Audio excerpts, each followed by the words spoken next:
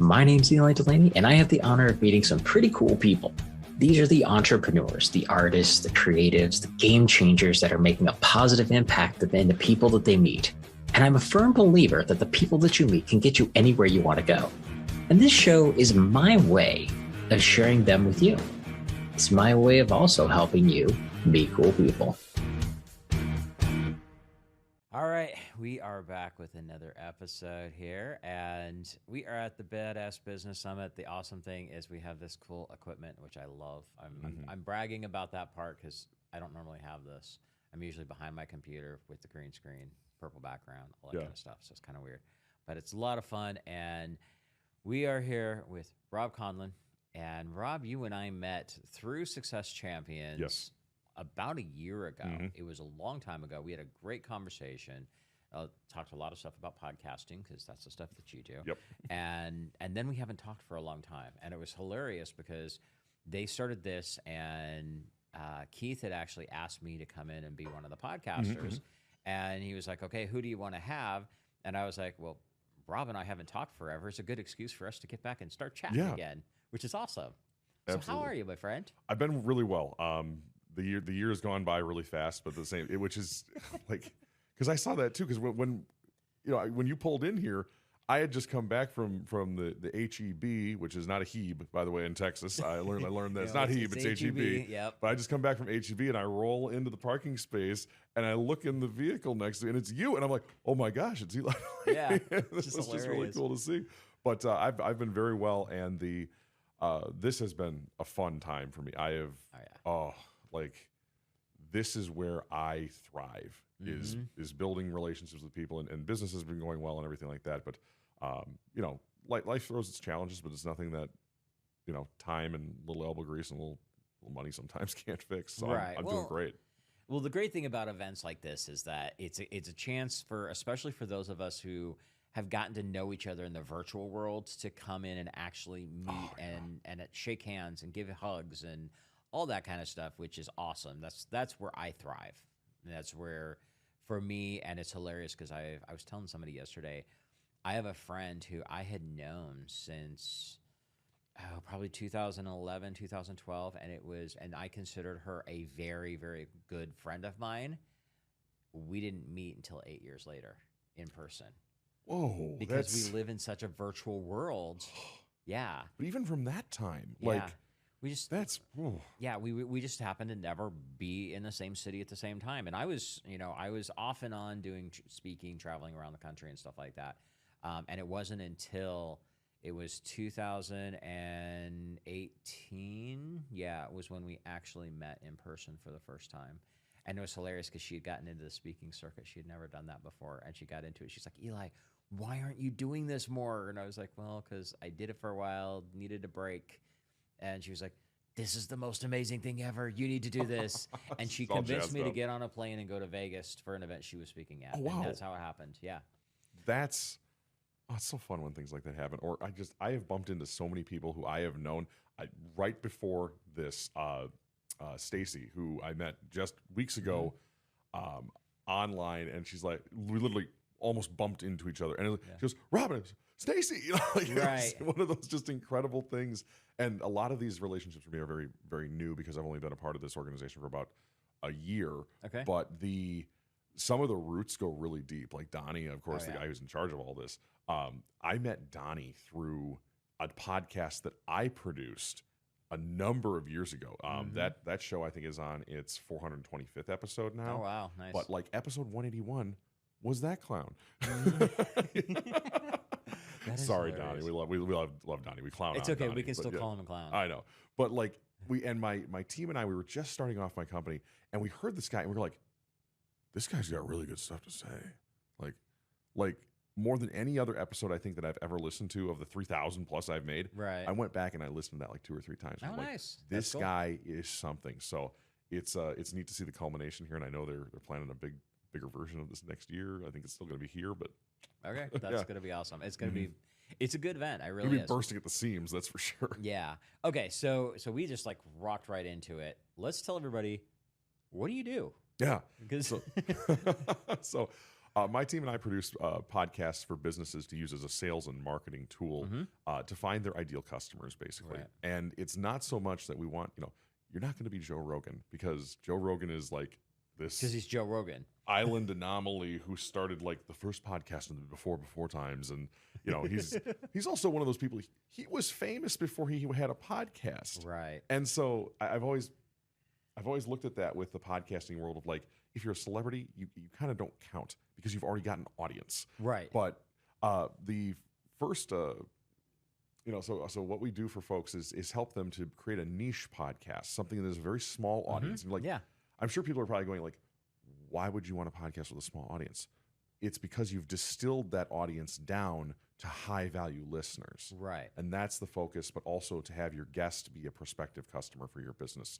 But like I was said on stage at our podcast panel last night, you can't do the used car salesman thing of, hey, come on the podcast. We want to pitch you because that's what we do on the podcast. You can't do that. Yeah, we just had one of those. I had one, and they interviewed me on their show, and then they wanted to get on my show, and I wasn't so sure, but I went ahead. Guest swap is okay. Yeah.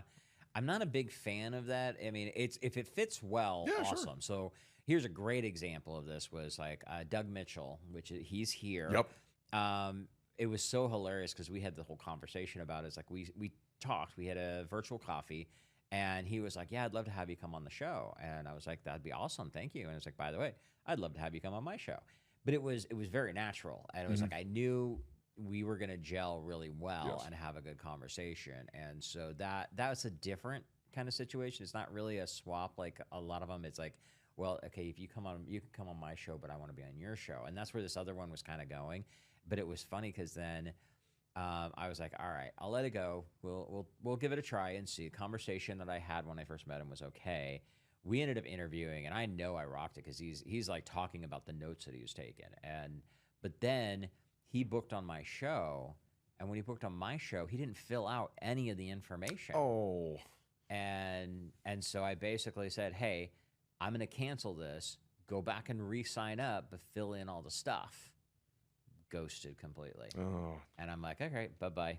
And to this day that I'm aware of, my show never went live on his stuff. Because there was no Yeah. switch. Which, kind of get that, but it's I still think that, and that's one thing about like the podcast industry too, like people who are guests, whether you are doing exchange or guesting or whatever it might be, like you're being given a box, you're being given a platform. Right. And like do the research to, number one, perform greatly on the platform. Right. And number two, a little bit of reciprocity.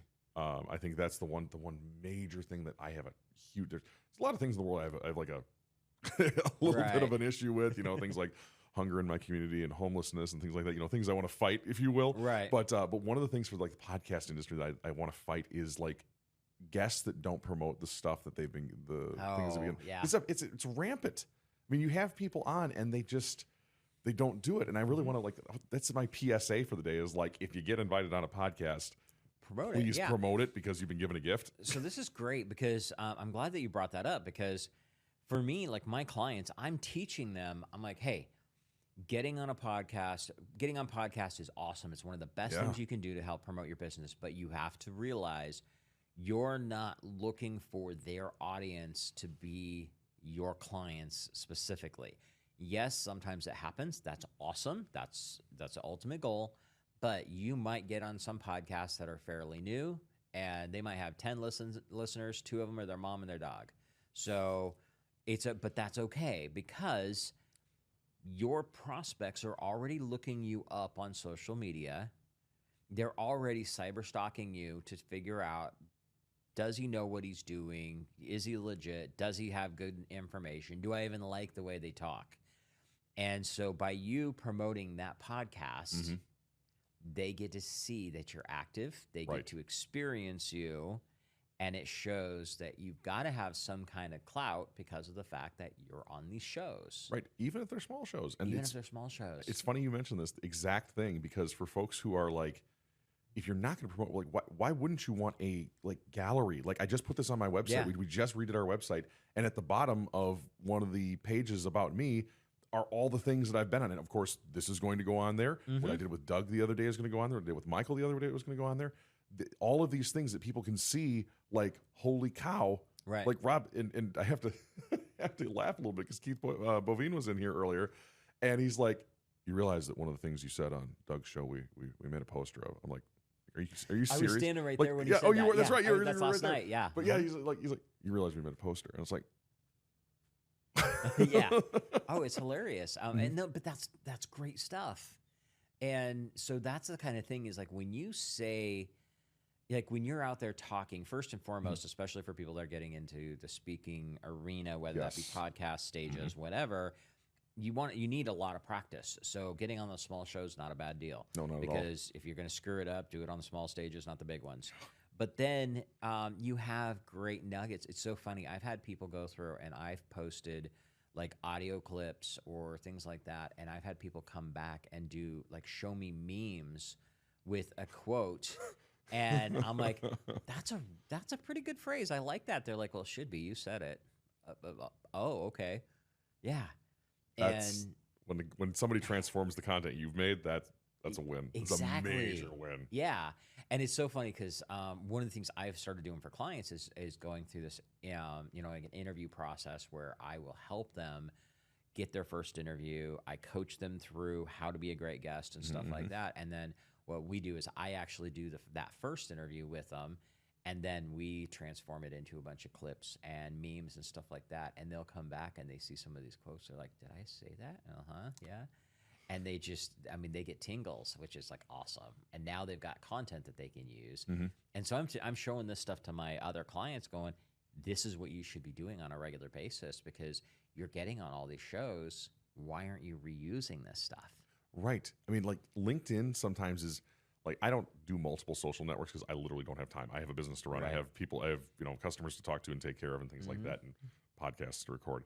But like, if you can get a good set of speaking appearances through podcasts and things like that, you don't even have to like create your own LinkedIn content, Right. especially because like if any podcast worth its salt is going to at least give you like one short form clip, most likely. Oh yeah. Or at least like, hey, the episode is live. And that's the bare minimum they're going to do is like, hey, the episode is live. You can write a simple little post around that. Like, hey, I met so-and-so last week and we had a great conversation about X, Y, and Z.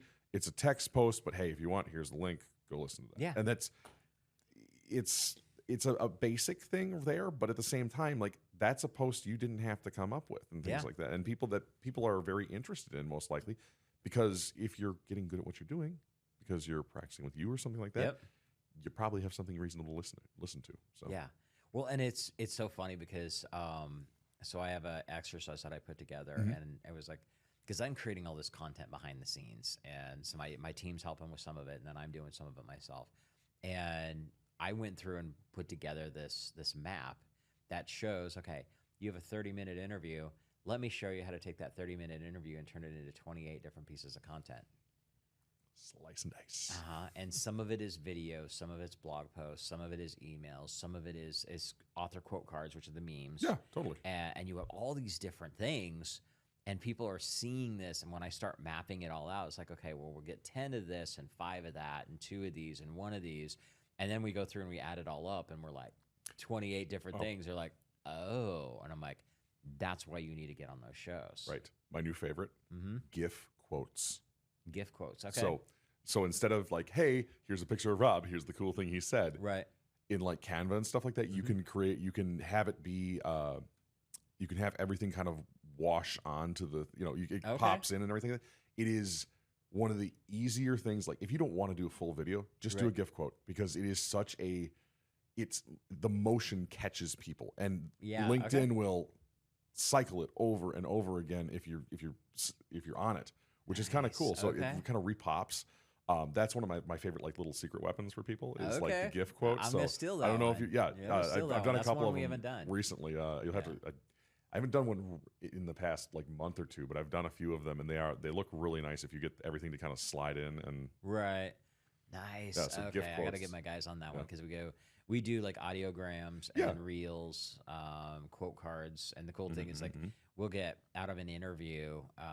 I might get on a low end 10 quotes, but I got some of them where I'm getting like 20 great quotes that we can use. That's a lot. Yeah, and so we're taking like 5 designs, times 20 quotes times 3 different sizes because we want to match it for every platform. Yep. And next thing you know, we're talking, you know, I had one client, I just gave him like 300 graphics. And I'm like, pick and choose. And you can reuse them because you can use the same quote down the road. You just use a different picture with it. You know, send the second one 6 months down the road or 3 months down the road. People aren't going to remember the first one, but it's a different look and feel. So you have that variety in there, and you start doing more and more. And it's like, oh, this is something that you touch on here. Like 300, man, that's a lot. That's a lot of options. That's a lot of graphics. But the thing that they'll never use them all. They'll never use them all. But they might use. I mean, if you say you sent 5 and something low like that, they could use one week 1 when the show launches, and then that's content you can drag that back up. I did some experiments lately that had with LinkedIn that like I promoted the same podcast episode for a month. Yeah. And it saw great engagement on every single post. Now, did I say it was a new episode with Gabby Grinberg? No, not at all. But I took 3 or 4 different aspects of it. Yep. I promoted one different one every week. The first one was, hey, the episode is live. The second one is, here's an interesting quote from Gabby. The third one was, here's a great video. And here's a fourth one that is another great video. Yep. All of them performed, I won't say equally well, but performed well for what they were. There was no oversaturation. And that taught me that for people who want to be in people's minds more, like you can promote your stuff that you're on long term.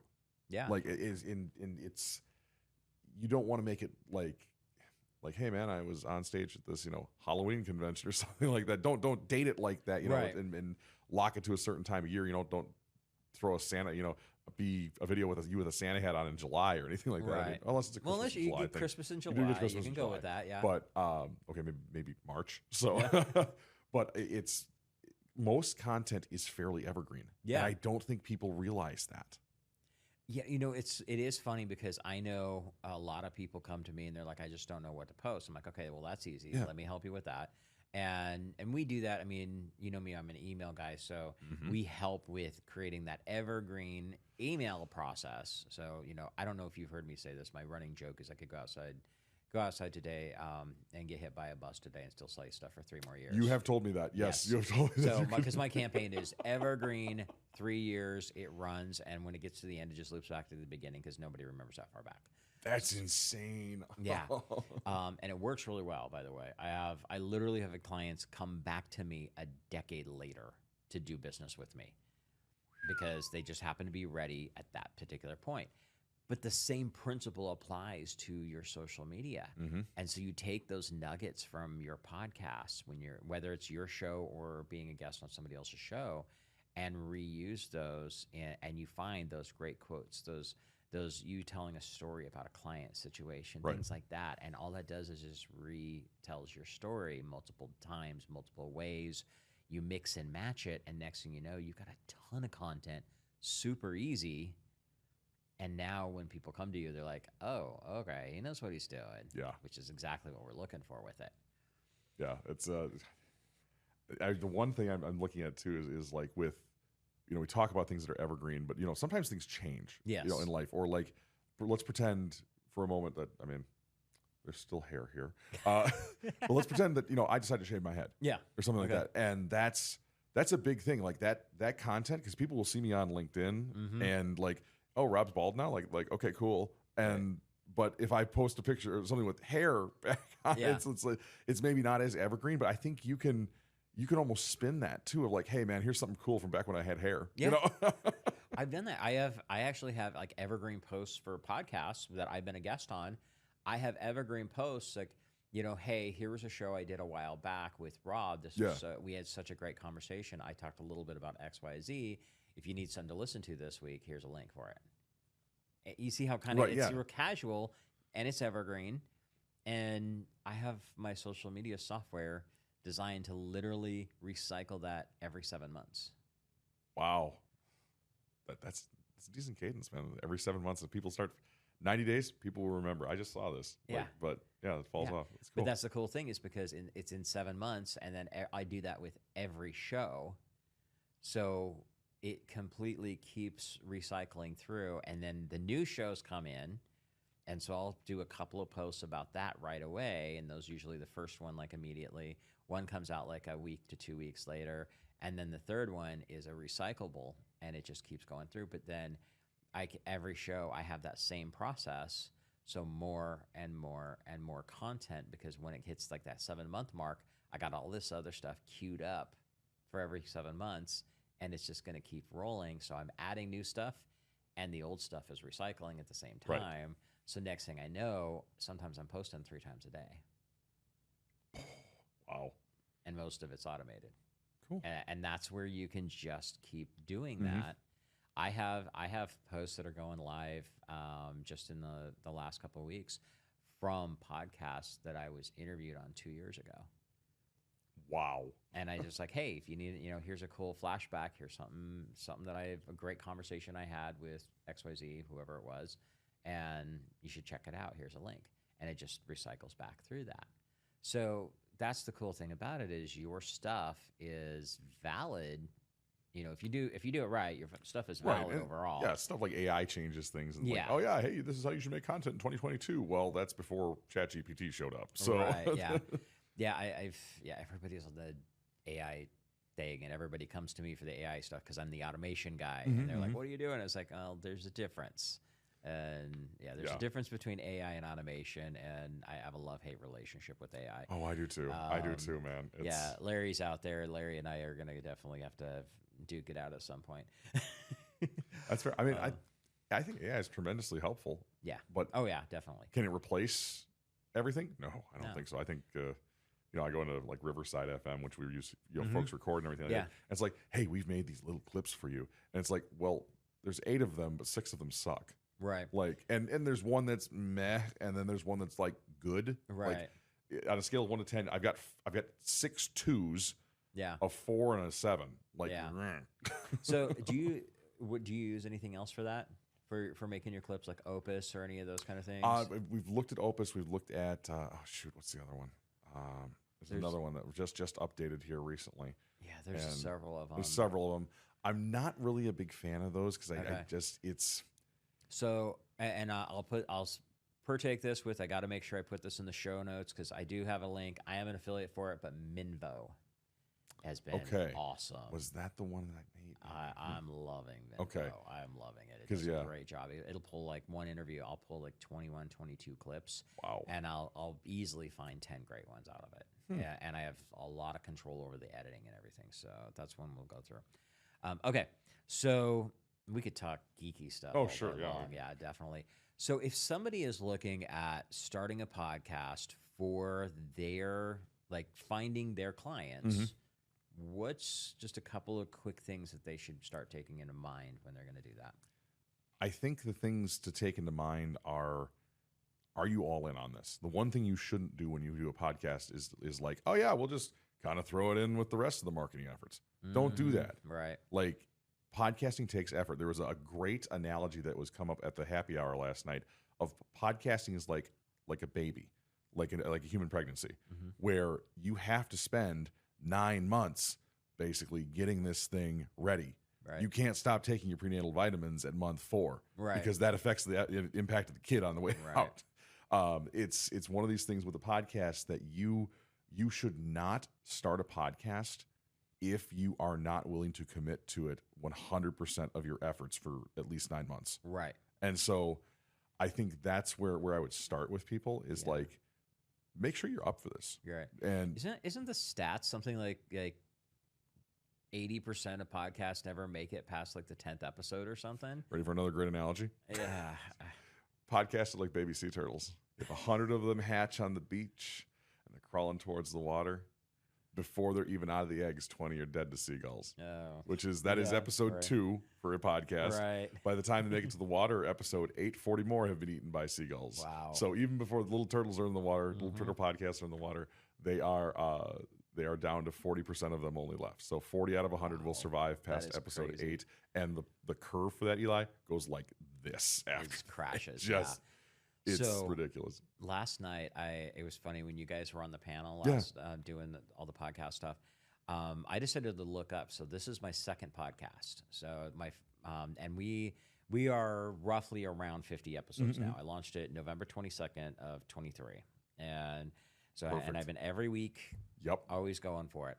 My last podcast, because we're talking about longevity of how long, who really knows what a podcast is. And you guys were talking about the old school, podcast is only audio and all that kind of stuff.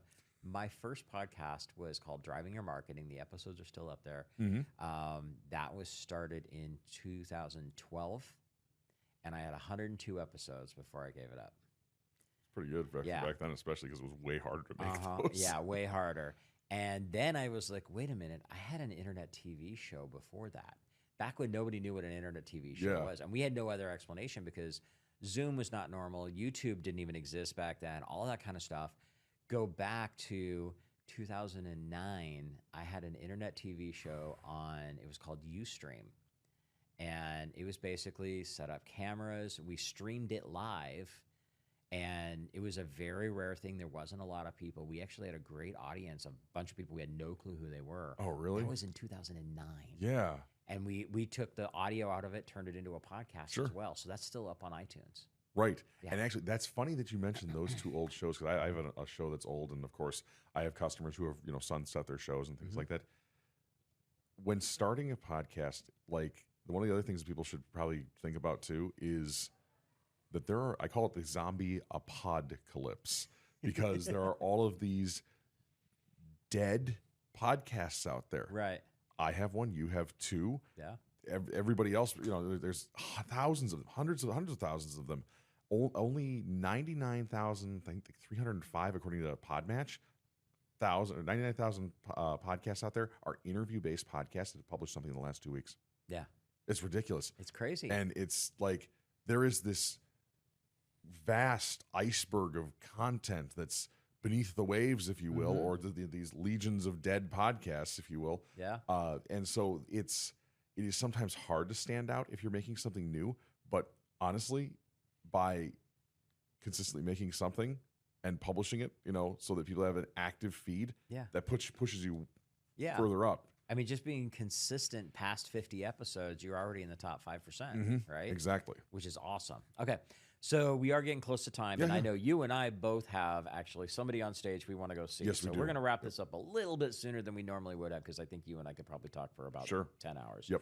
I have two last questions for you. Go ahead. Last one's going to be the super easy one. How can people get a hold of you? So we'll do that in a second. But before that, this is the Meet Cool People show. Okay. So what do the words meet cool people mean to you? Meet cool people means that you can walk into a room and people are drawn to you, or you are drawn to people. There's an attraction there between, and it's not any sort of romantic thing or anything like that. It is a magnetism. I oftentimes say that people are attractive, not because they are good-looking women or good-looking men, but that person has, I'm a millennial, so I'm going to use some Zoomer slang. That person has Riz, you know. So, but I really do think it is that, and I think that is what meet cool people means to me. Is you find the people, and there are so many different types of that, because you can be a statuesque 6'6" in a stylishly tailored pink suit, and just be an incredible person to meet and be a former Air Force mechanic and everything like that. That's Mike, Mr. Pink, who's here. Or you can be somebody who is. It's funny because I knew what you were talking about. Oh, I know, right? but that's a cool person. I described him exactly what it was. But that same thing goes for. I'm trying to think who I would describe as somebody the opposite of Mike. We'll pick on Steve Wallace. Okay. Steve is burly and short. He's in a t-shirt. And he's got shorts, shaved head, but he's got the same kind of attraction that makes him a cool person. So that's what meet cool people means to me. Is that those two guys, as different as they are, they're both great guys. We're now friends and everything like that. But they have this magnetism that brings you to it. And the neat thing is that they're willing to go like, hey, I am open to you getting to know me, because I think that's a hallmark of meeting cool people too, is that they're willing to meet you. Love it. Awesome. Okay. So last question, how can people get Sure. hold of you? Easiest way, LinkedIn. I'm very curative with my LinkedIn. I make sure that, I have wanted to keep it a true following. I don't just let people willy-nilly join. So, Right. if you're out there, by all means, like leave a note or something like that. That's usually how I get there. Yeah. But LinkedIn, you'll find me talking about podcasts, talking about a lot of my life journey, my wife's new journey with a 1970 Thunderbird, my rabbit, who is a little old lady and hilarious, but podcasting as well. And then, of course, you can always find us at westportstudiosllc.com, see some of our work, see some of my stuff that I've done on my stages and things like that. And we're going to be doing a little bit of that tomorrow here. So I have a feeling people will see that. Awesome. Be awesome. Thank you, my friend. Yep, It was a absolutely. pleasure having Great you. to spend the time with you, man. Thanks. And that wraps up another Meet Cool People show. Now, if you like what you heard, be sure to give us a like, subscribe, or review so I can help introduce these amazing cool people to even more amazing cool people. And just remember, meeting cool people is just the beginning. You need to have a system in place to follow up with the amazing people that you meet. This is exactly what we do for our clients. If you'd like to see if my team and I can help you, go to followuprockstar.com and check out the case study video to see exactly how we're helping our clients turn casual connections into cash clients for life. Again, go to followuprockstar.com and we'll see how we can work together to turn you into a follow-up rockstar.